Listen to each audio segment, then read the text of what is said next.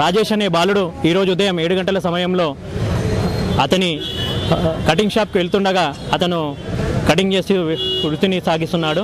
అతను కటింగ్ షాప్కి వెళ్తుండగా దురదృష్టవశాత్తు అక్కడి నుంచి వస్తున్న డీసీపీ పార్టీ వెహికల్ అతని పైనుంచి వెళ్ళి ఆయన అక్కడనే స్పాట్లో చనిపోయినట్టుగా సమాచారం ఉంది.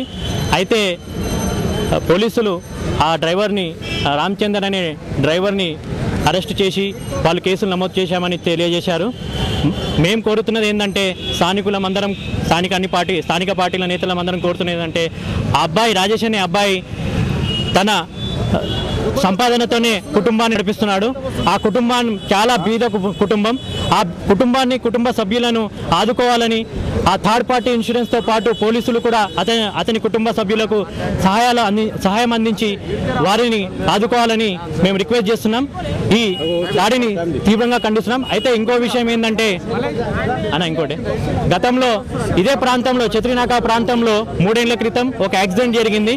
అప్పుడు ఒక కాలేజ్ బస్సు చిన్న 5 ఏళ్ల అబ్బాయి నుంచి వెళ్ళి ఆ అబ్బాయి కూడా అదే స్పాట్లో చనిపోవడం జరిగింది. అప్పుడు కూడా మేము పోలీస్ వాళ్ళని డిమాండ్ చేశాము, ప్లస్ మున్సిపల్ అధికారులను డిమాండ్ చేశాం. ఈ ప్రాంతంలో స్పీడ్ బ్రేకర్లు లేవు, స్పీడ్ బ్రేకర్లు ఏర్పాటు చేయాలని.